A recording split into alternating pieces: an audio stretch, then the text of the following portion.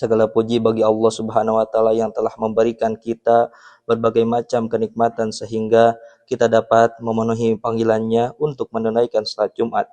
Salawat beserta salam marilah kita curah limpahkan kepada junjungan alam habibana wa nabiyana wa maulana Kanjeng Nabi Muhammad sallallahu alaihi wasallam. Juga kepada para keluarganya, sahabatnya, semoga melimpah kepada kita semua selaku umatnya. Amin. Salawat beserta salam marilah kita curah limpahkan kepada junjungan alam yakni habibana wa nabiyana wa maulana Muhammad sallallahu alaihi wasallam, kepada keluarganya, kepada sahabatnya, dan semoga melimpah kepada kita semua selaku umatnya. Amin ya rabbal alamin. Di hari Jumat yang penuh berkah ini, marilah kita meningkatkan ketakwaan kita kepada Allah Subhanahu wa taala dengan memotivasi diri untuk selalu menjalankan perintah-perintahnya dan selalu menjauhi larangan-larangannya. Jamaah salat Jumat rahimakumullah. Sebagaimana kita ketahui, pendidikan merupakan tolak ukur bagi nilai kemajuan peradaban suatu bangsa. Bangsa yang besar ialah mereka yang dihuni oleh sumber daya manusia yang tidak hanya melimpah, namun juga merupakan orang-orang yang berpengetahuan dan bermoral baik. Mengenai pentingnya keberlangsungan pendidikan, Islam merupakan agama yang sangat peduli terhadap pendidikan. Ada banyak ayat-ayat Al-Quran yang menjelaskan pentingnya pendidikan. Di antaranya Quran Surah At-Taubah ayat 122.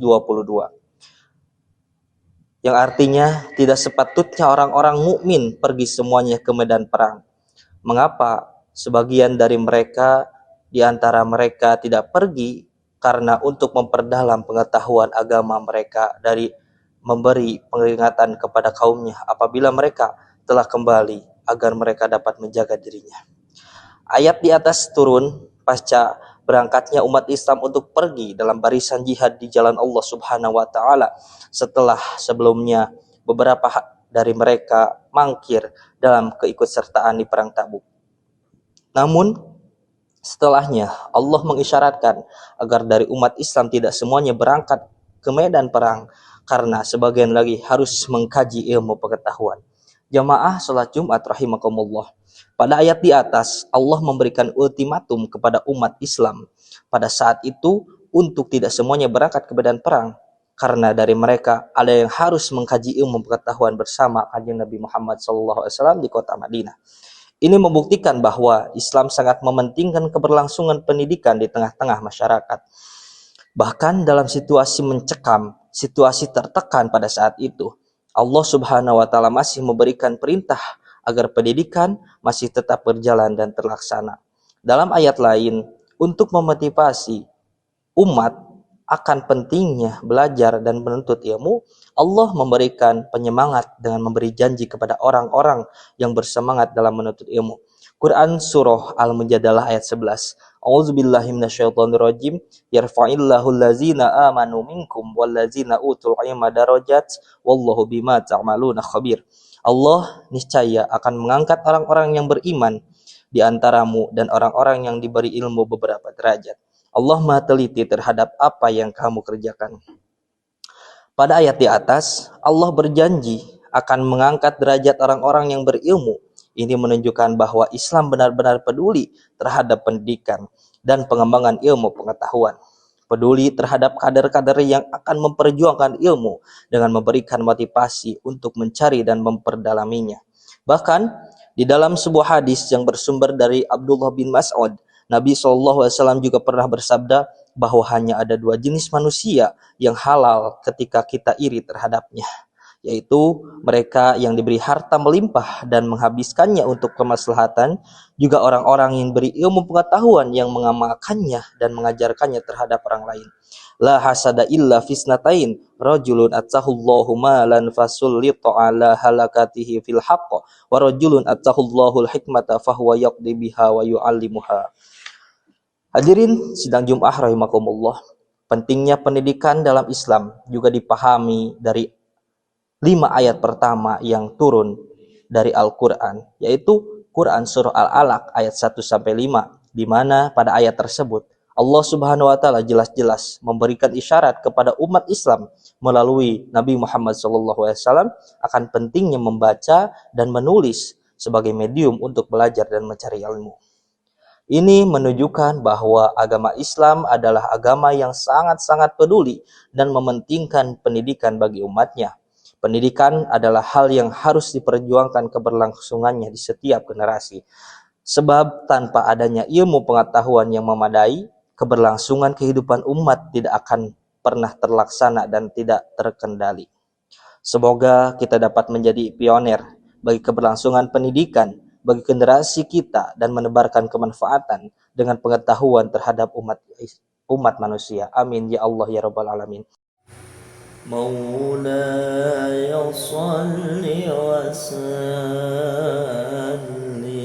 دائما أبدا على حبيبك خير الخلق كلهم مولاي صل وسلم دائما أبدا على حبيبك خير الخلق كلهم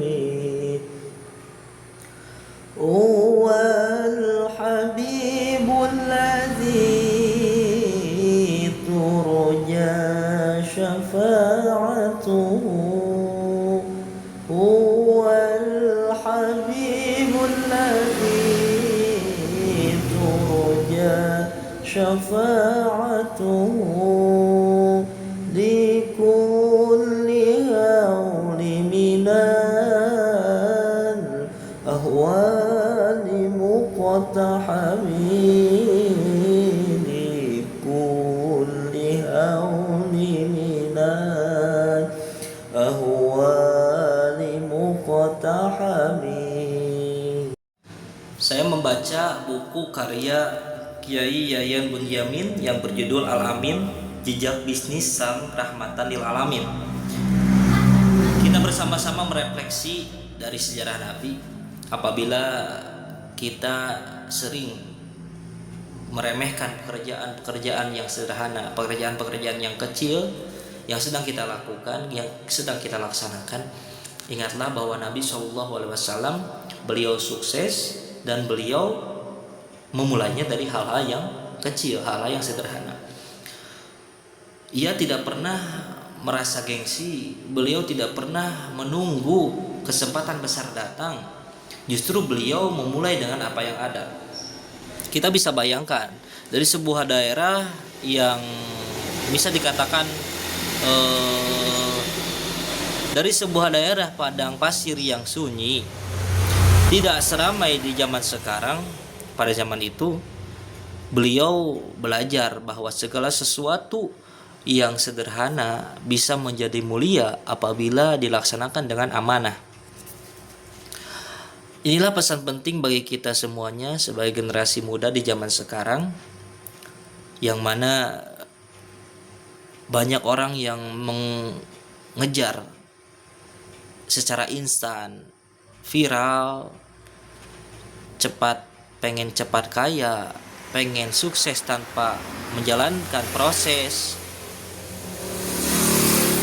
Nabi SAW justru mengajarkan dan memberikan contoh kepada kita semuanya agar memulai dari apa yang ada.